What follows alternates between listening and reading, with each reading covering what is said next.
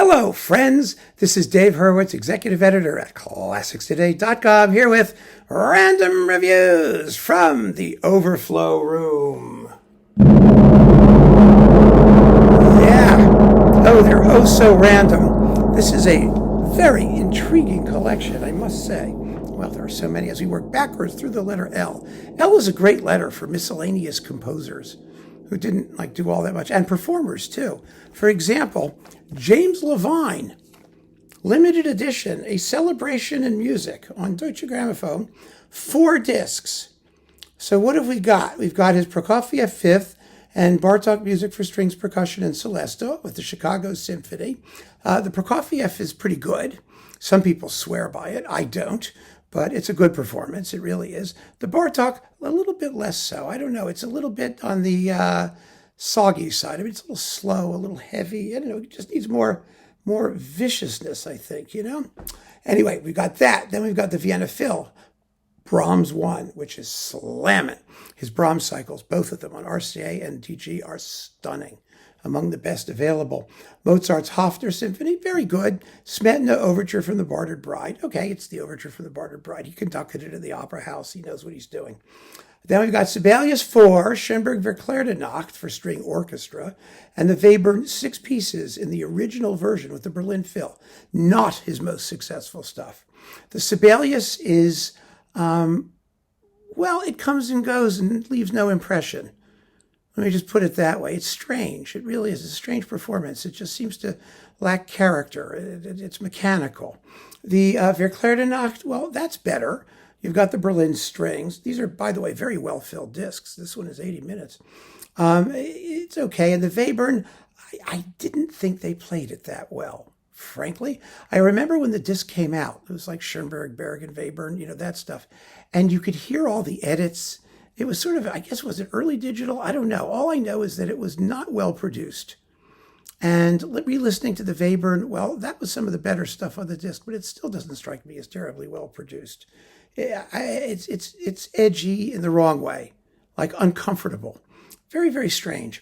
And they know that music because they played it under Karajan. So, Then we've got, Stravinsky, The Rite of Spring, Strauss, Death and Transfiguration, and Wagner, the Prelude and Liebestod from Tristan with the Met Orchestra.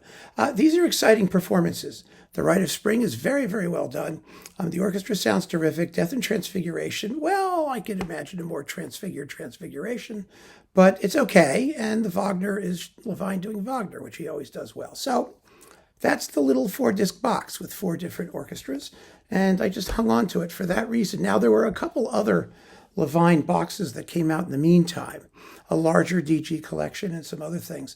I don't expect them to do anything more with him soon because of the way his career ended, unfortunately.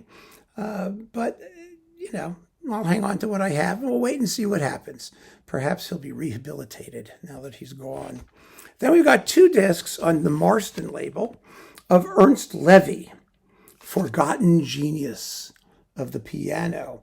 Levy was a pianist's pianist, musician's musician. He has his following. He's got a crazy following among piano people, and deservedly so. I don't know if he was a forgotten genius, but he was a wonderful musician, a first-class musician. It says on the back, that's how I know. One of the century's most remarkable musicians, though his name is all but unknown. His recordings may not have appealed to the prevailing taste of his time. Consequently, his genius has only been appreciated by a small group of devoted admirers, grounded in the total intellectual knowledge of the score's inner workings. Come on. Levy's mesmerizing and romantically personal interpretations of a composition often leaves the listener with the impression that he has heard a familiar work for the first time. His performances are not for the faint of heart. I think he's a wonderful pianist. Let's just put it that way. And we get here 4 Haydn piano sonatas. Number 60, particularly at C, is really, really well done. Beethoven's Appassionata and Sonata number 27, Opus 90. More Beethoven sonatas, 28, 30, and 31. So we get most of the last ones. And then we've got Mozart's Fantasy in D minor and J. Strauss, the 2, Frühlingsstimmung. That's disc 1. And disc 2, disc 2 as, let's see, what have we got here? Beethoven Hammerklavier. Yeah, I knew that was here. His Hammerklavier has quite the reputation among Hammerklavierist people. And the third piano sonata number 32. See, he does late Beethoven because that's gonna seal your reputation as a intellectual, forgotten genius, right? Theoretically, well, you'll listen and you'll decide. I think he's wonderful. I really do. And then we've got Liszt, the B minor sonata. Oh yeah, Benediction de Dieu dans la solitude, Sposiolito from Année de Pèlerinage, Italie, number 1, the Hungarian Rhapsody, number 12 in C sharp minor, and then Levy's own pieces for piano, numbers 6, 7, 8, 9, and 18. Due to a printing error, labels for CDs 1 and 2 have been reversed. Okay, we'll live with it. Anyway, at least they told us. So these are definitely worth having, and I'm hanging on to them because that way I can impress my friends and make them jealous and convince them that I'm sneakily a hardcore piano person. Yeah, they're never going to believe it. Neither are you. But it's okay. He's worth hearing. He's definitely worth hearing. And then, last but not least for this clump, we have Leoncavallo.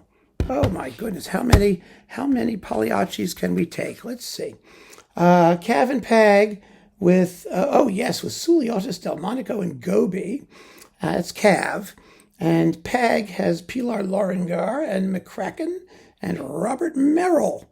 Oh, these are fun with the Silvio Varviso conducting the first, Lamberto Gardelli the latter. And they are hairy, exciting scream fests. So, yes, can't scream enough, can you?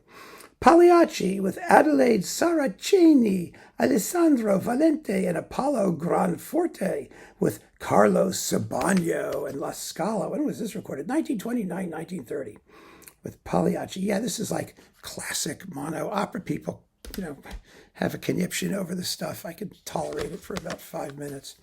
Then we've got May Night, his symphonic poem for tenor and orchestra, with words by Alfred de Musset. Well, we all know him, don't we? This is lovely. This is a beautiful work. It really is. It's like Chausson's Le Poème de l'amour et de la mer. One of those things that has a soloist and they're singing and other stuff like that. And it's lovely. It's 42 minutes long. This is with the Orchestra Sinfonica di Savona under Paolo Valieri, with Gustavo Porta tenor on dynamic. Of course, we could probably stand for a performance with a better orchestra, but it's well done, and it gives you a sense of the piece, and it's really an interesting Leoncavalism for those of you who want to hear something of his besides Pagliacci, which is really, really good. And then we've got, of course, the Carillon Pagliacci. I have like 100 of these sitting around. Don't ask me why. But they're all over the place. It's a classic recording. It's with the La Scala Orchestra, with Carlo Bergonzi, Joan Carlyle, Giuseppe Taddei, Ugo Binelli, Rolando Panerai, Giuseppe Moresi, and Franco Ricciardi.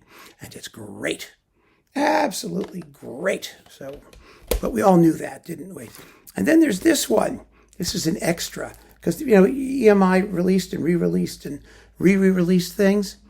And they took a bunch of operas and stuck them in cheapy packaging with no librettos and no anything, and sold them for like a couple bucks. So I grabbed them to have, the extras sitting around.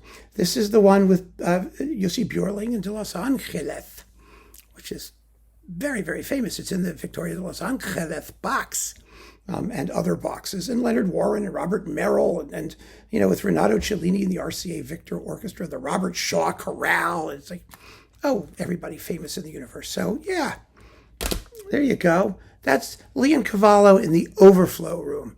There's a lot more upstairs, more Pagliaccis, and some other things that he wrote that were not Pagliacci. But nobody cares about those, do they? They should, maybe. He was a solid composer. He really was. An aristocrat, in a way. A very elegant composer with almost French in his finesse. So there you have it, my friends. Keep on listening. Thanks for joining me, and take care.